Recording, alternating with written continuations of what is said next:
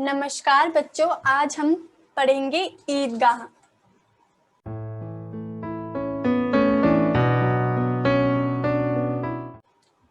रमजान के पूरे 30 रोजों के बाद ईद आई है। गांव में कितनी हलचल है। ईदगाह जाने की तैयारियां हो रही हैं। किसी के कुर्ते में बटन नहीं है। पड़ोस के घर में सुई धागा लेने दौड़ा जा रहा है। किसी के जूते कटे हो गए हैं, उनमें तेल डालने के लिए तेली के घर भागा जाता है। जल्दी जल्दी बैलों को सानी पानी देते हैं। ईदगाह से लौटते लौटते दोपहर हो जाएगी। लड़के सबसे ज्यादा प्रसन्न हैं, जिसकी एक रोजा रखा है, वह भी दोपहर तक। किसी ने वह भी नहीं, लेकिन ईदगाह जाने की खुशी उनके हिस्से की चीज है। रोजे बड़े बूढ़ों के लिए होंगे, इनके लिए तो ईद है। रोज ईद का नाम रटते थे, आज वह आ गई है। अब जल्दी पड़ी है कि लोग ईदगाह क्यों नहीं चलते। बार बार जेब से अपना खजाना निकालकर गिनते हैं और खुश होकर फिर रख लेते हैं। महमूद गिनता है, 1 2 10 12। उसके पास 12 पैसे हैं। मोहसिन के पास 1 2 3 8 9 15 पैसे हैं। इन्हीं अनगिनत पैसों में अनगिनत चीजें लाएंगे, खिलौने, मिठाइयाँ, बेगुल, गेंद और जाने क्या क्या। और सबसे ज्यादा प्रसन्न है हामिद। हामिद अपनी बूढ़ी दादी अमीना की गोद में सोता है। हामिद के पाँव में जूते नहीं हैं, सिर पर एक पुरानी धुरानी टोपी है, जिसका गोटा काला पड़ गया है। गांव से मेला चला और बच्चों के साथ हामिद भी जा रहा था। कभी सब के सब दौड़कर आगे निकल जाते, फिर किसी पेड़ के नीचे खड़े होकर साथ वालों का इंतजार करते। ये लोग क्यों इतना धीरे धीरे चल रहे हैं। हामिद के पैरों में तो जैसे पर लग गए हैं। शहर आ गया, बड़ी बड़ी इमारतें आने लगी। यह अदालत है, यह कॉलेज है, यह क्लब घर है। इतने बड़े कॉलेज में कितने लड़के पढ़ते होंगे। सब लड़के नहीं हैं जी, बड़े बड़े आदमी हैं। सच, उनकी बड़ी बड़ी मूछें हैं। इतने बड़े हो गए, अभी तक पढ़ने जाते हैं। ना जाने कब तक पढ़ेंगे और क्या करेंगे। इतना पढ़कर हामिद के मदरसे में 2 3 बड़े बड़े लड़के हैं, बिल्कुल 3 कौड़ी के, रोज मार खाते हैं काम से जी, चुराने वाले। इस जगह भी उसी तरह के लोग होंगे और क्या। सहसा ईदगाह नजर आया। नमाज खत्म हो गई है, लोग आपस में गले मिल रहे हैं। तब मिठाई और खिलौने की दुकान पर धावा होता है। ग्रामीणों का यह हल इस विषय में बालकों से कम उत्साही नहीं है। यह देखो, हिडोला है, 1 पैसा देकर चढ़ जाओ। कभी आसमान पर जाते हुए मालूम होंगे, कभी जमीन पर गिरते हुए। यह चरखी है, लकड़ी के हाथी, घोड़े, ऊंट घड़ों से लटके हुए हैं। 1 पैसा देकर बैठ जाओ और 25 चक्करों का मजा लो। महमूद और मोहसिन और नूरे और समी इन घोड़ों और ऊंटों पर बैठते हैं। हामिद दूर खड़ा है, 3 ही पैसे थे उसके पास। अपने कोष का 1/3 जरा सा चक्कर खाने के लिए नहीं देख सकता। सब चरखियों से उतरते हैं, अब खिलौने लेंगे। इधर दुकानों की कतार लगी हुई है, तरह तरह के खिलौने हैं। सिपाही और गुजरिया, राजा और वकील, भिश्ती और धोबिन और साधु। वाह, कितने सुंदर खिलौने हैं। आप बोलना ही चाहते हैं। महमूद सिपाही लेता है, खाकी वर्दी और लाल पगड़ी वाला, कंधे पर बंदूक रखे हुए। मालूम होता है अभी कवायद किए चला आ रहा है। मोहसिन और भिश्ती पसंद आया। कमर झुकी है, ऊपर मस्क रखे हुए है। मश्क का मुंह एक हाथ से पकड़े हुए है, बस मश्क से पानी उड़ेलना ही चाहता है। नूरे को वकील से प्रेम है, कैसी विद्ता है। उसके मुख पर काला चौका, नीचे सफेद अचकन, अचकन के सामने की जेब में घड़ी, सुनहरी जंजीर, एक हाथ में कानून का पोथा लिए हुए मालूम होता है। अभी किसी अदालत से जिरह या बहस किए चले आ रहे हैं। ये सब 2-2 पैसे के खिलौने हैं। हामिद के पास कुल 3 पैसे हैं। इतने महंगे खिलौने वह कैसे ले? खिलौना कहीं हाथ से छूट पड़े तो चूर चूर हो जाए, जरा पानी पड़े तो सारा रंग धुल जाए। ऐसे खिलौने लेकर वह क्या करेगा? लेकिन ललचाई हुई आंखों से खिलौने को देख रहा है और चाहता है कि जरा देर के लिए उन्हें हाथों में ले सकता। खिलौने के बाद मिठाइयाँ आती हैं। किसी ने रेवड़ियाँ ली हैं, किसी ने गुलाब जामुन, किसी ने सोहन हलवा। सभी मजे से खा रहे हैं। मिठाइयों के बाद कुछ दुकानें लोहे की चीजों की है, कुछ गिलट और कुछ नकली गहनों की। लड़कों के लिए यहाँ कोई आकर्षण नहीं था। वे सब आगे बढ़ जाते हैं। हामिद लोहे की दुकान पर रुक जाता है। कई चिमटे रखे होते हैं। उसे ख्याल आता, दादी के पास चिमटा नहीं है। तवे से रोटियां उतारती हैं तो हाथ जल जाता है। अगर वह चिमटा लेकर दादी को दे दें तो वह कितनी प्रसन्न होंगी। फिर उनकी उंगलियां कभी नहीं जलेंगी। घर में एक काम की चीज तो जाएगी, खिलौने से क्या फायदा। हामिद के साथी आगे बढ़ गए हैं। स्वील पर सब के सब शर्ब पी रहे हैं। देखो सब कितने लालची हैं। इतनी मिठाइयाँ ली, मुझे किसी ने एक भी ना दी।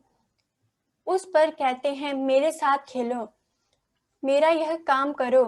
अब अगर किसी ने कोई काम करने को कहा तो पूछूंगा, खाए मिठाइयाँ, आप मुंह सड़ेगा, फोड़े फुसियां निकलेंगी, आपकी जबान चटोरी हो जाएगी।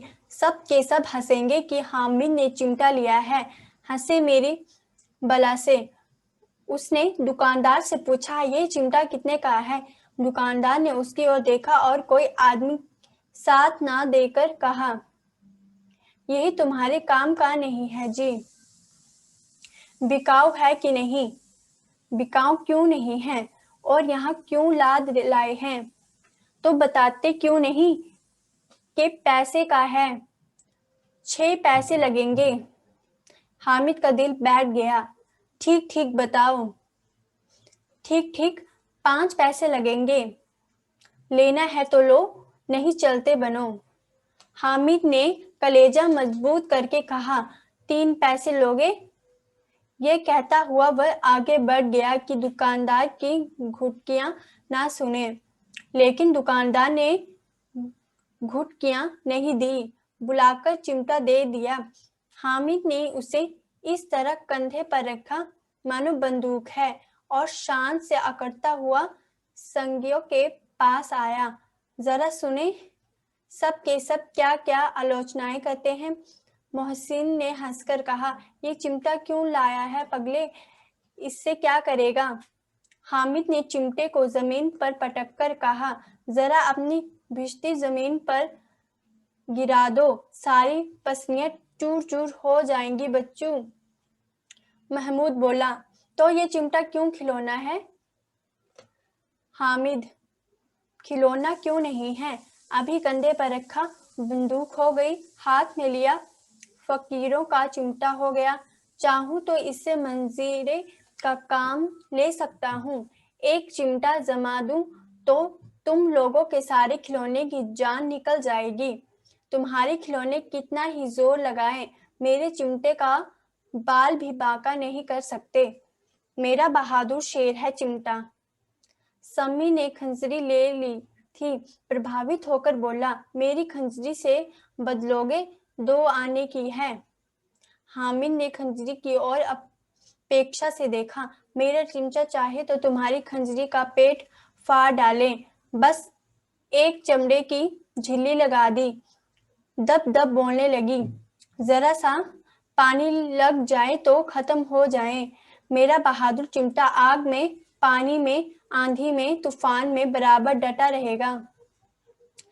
चिमटे ने सभी को मोहित कर लिया, लेकिन अब पैसे किसके पास धरे हैं?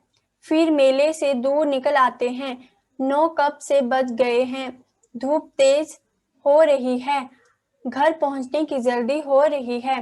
बाप से जिद भी करें तो चिमटा नहीं मिल सकता है। हामिद है बड़ा चालाक, इसलिए बदमाश ने अपने पैसे बचाकर रखे थे। अब बालकों के 2 दल हो गए हैं, एक और मिट्टी है, दूसरी ओर लोहा। अगर कोई शेर आ जाए, मियाँ मिश्ती के छक्के छूट जाएं। मियाँ सिपाही मिट्टी की बंदूक छोड़कर भागे। वकील साहब की नानी मर जाए, चौके के मुंह छिपाकर जमीन पर लेट जाएं, मगर ये चिमटा, यह बहादुर, ये रुस्तमे हिंद लप कर शेर की गर्दन पर सवार हो जाएगा और इसकी आंखें निकाल देगा। मोहसिन ने एंधी चोटी का जोर लगाकर कहा, अच्छा पानी तो नहीं भर सकता। हामिद ने चिमटे को सीधा खड़ा करके कहा, बिश्ती को एक डांट बताएगा तो दौड़ा हुआ पानी लाकर द्वार पर छिड़कने लगेगा। मोहसिन परास्त हो गया, पर महमूद ने कुमुक पहुंचाई, अगर बच्चू पकड़े जाए तो अदालत में बंदे बंदे फिरेंगे, तब वकील साहब के भी ही पैरों पड़ेंगे। हामिद इस प्रबल तर्क का जवाब ना दे सका। उसने पूछा, हमें पकड़ने कौन आएगा? नूरे ने अकड़कर कहा, ये सिपाही बंदूक वाला। हामिद ने मुंह चिढ़ाकर कहा, ये बेचारे हम बहादुर रुस्तमे हिंद को पकड़ेंगे। अच्छा लाओ, अभी जरा कुश्ती हो जाए, इसकी सूरत देखकर दूर से भागेंगे, पकड़ेंगे क्या बेचारे। मोहसिन को एक नई चोट सूझ गई, तुम्हारे चिमटे का मुंह रोज आग में जलेगा।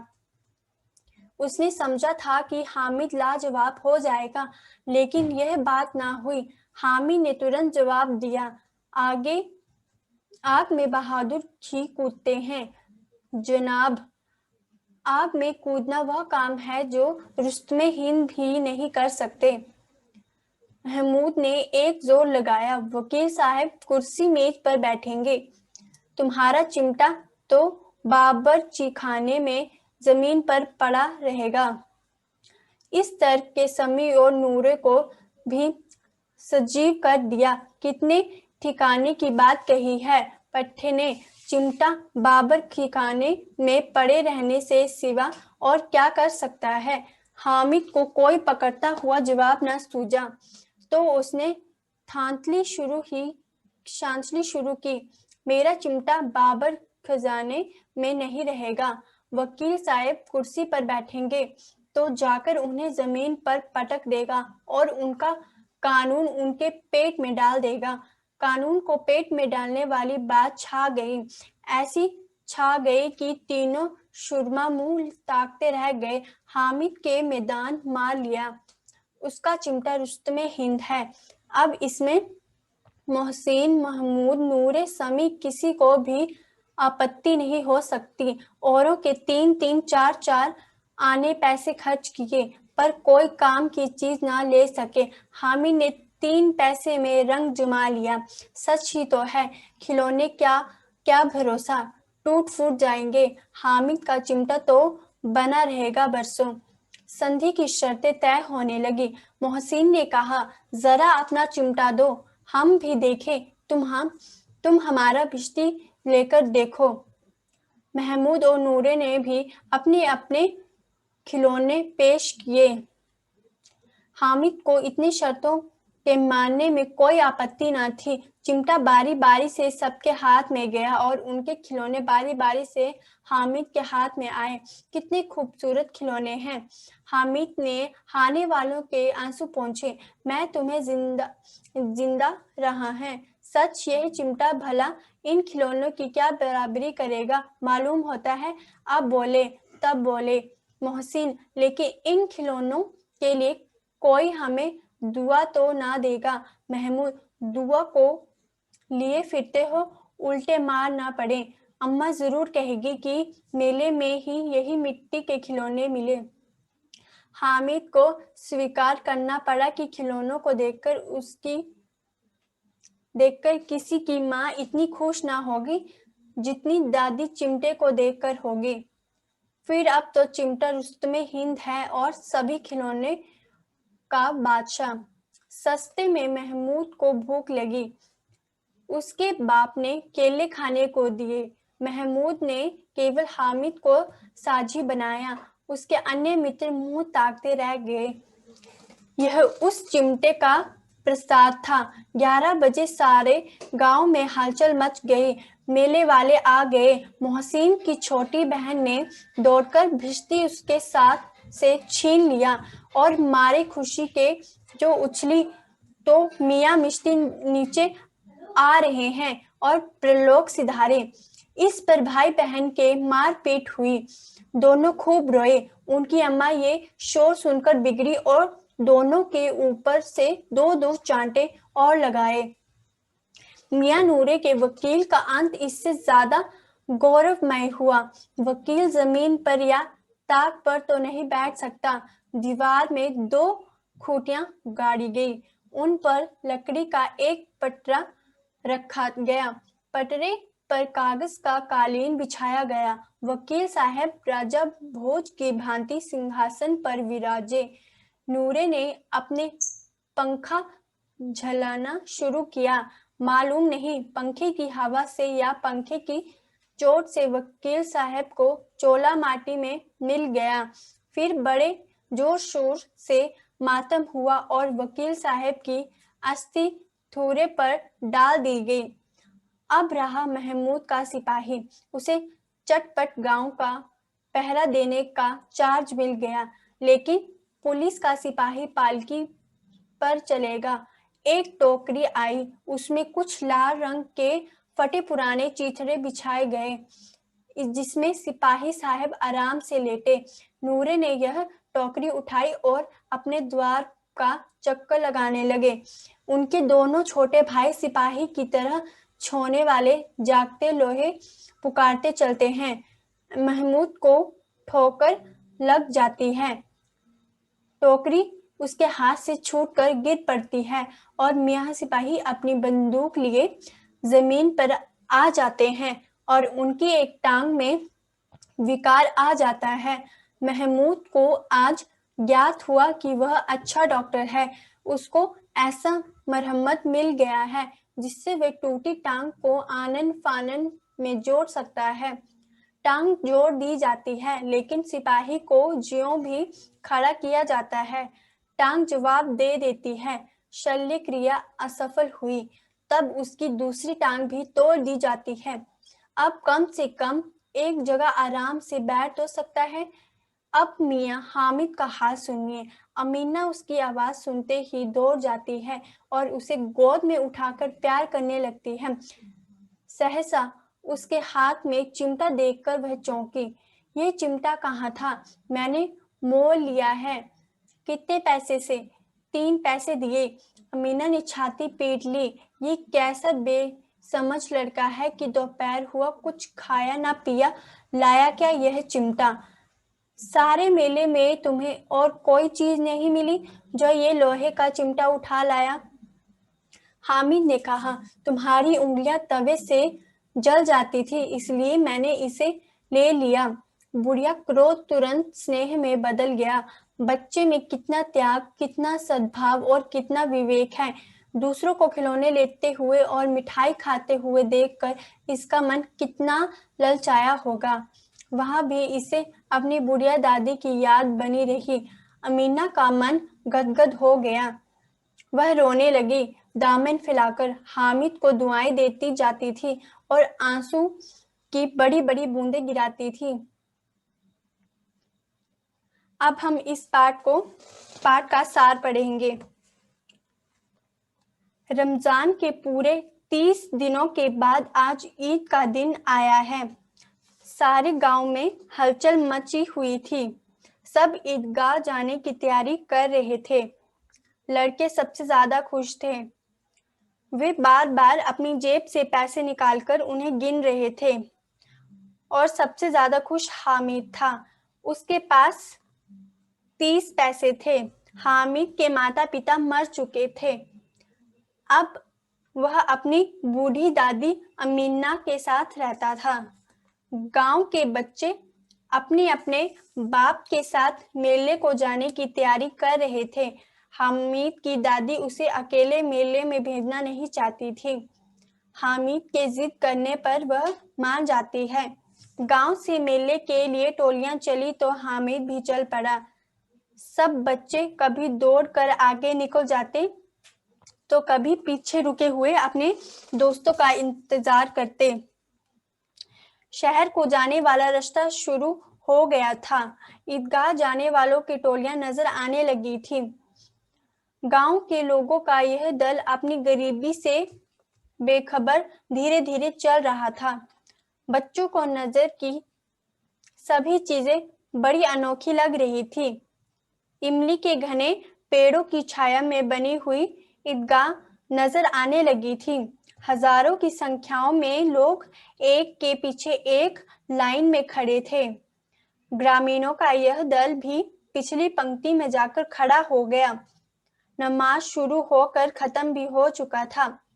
सभी सिर एक साथ सिदमे के लिए झुकते हुए और फिर सबके सब एक साथ खड़े हो जाते हैं।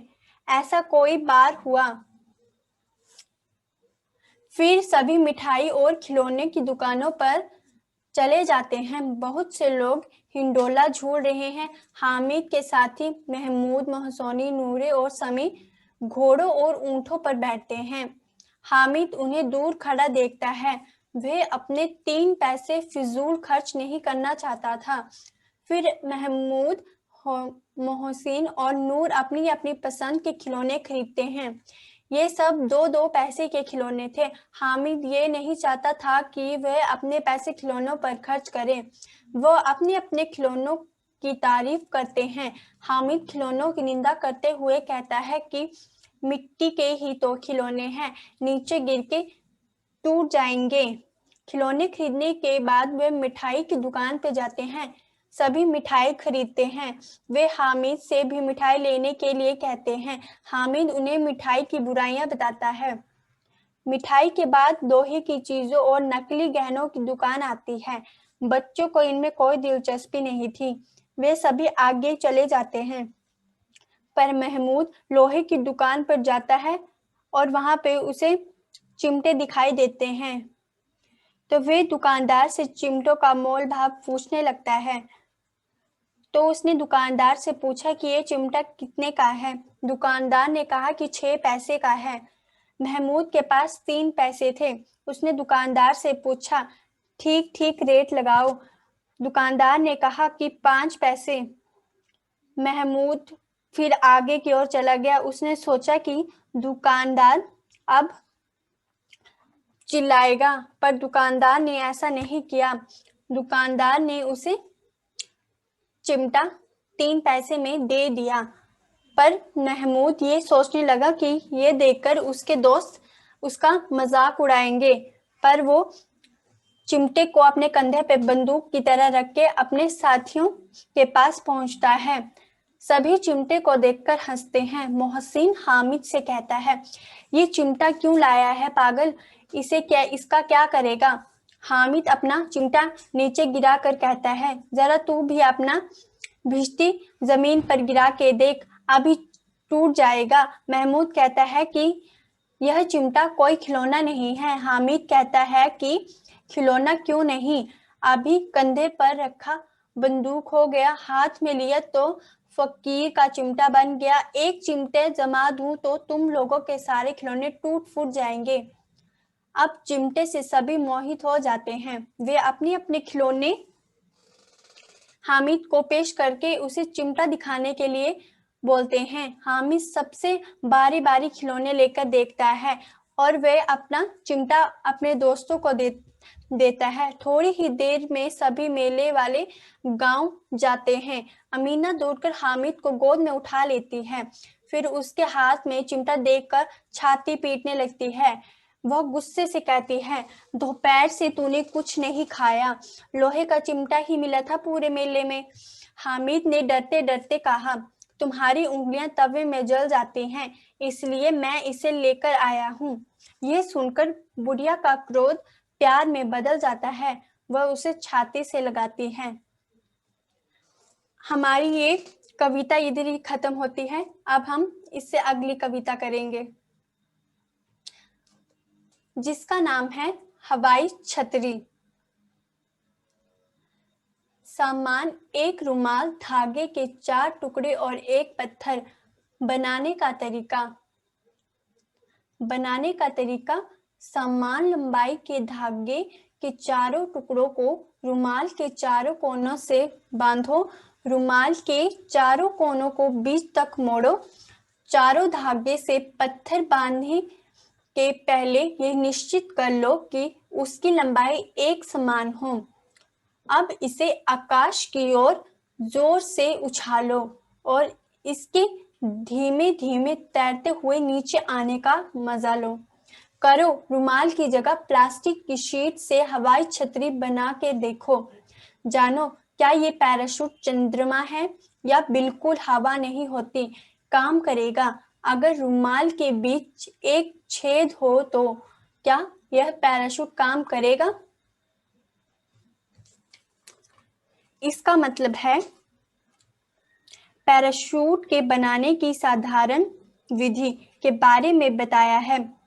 एक रुमाल के चारों कोनों को एक समान धागों के टुकड़ों से बांधो। धागों के नीचे सिरों को इकट्ठा करके उसे पर एक पत्थर बांध दो। अब इसे रुमाल को पत्थर सहित ऊपर आकाश की ओर उछालो। ऊपर से यह पत्थर नीचे की ओर आएगा तो रुमाल धीमे धीमे आता हुआ तुम्हें पैराशूट अर्थात हवाई छतरी की तरह दिखेगा।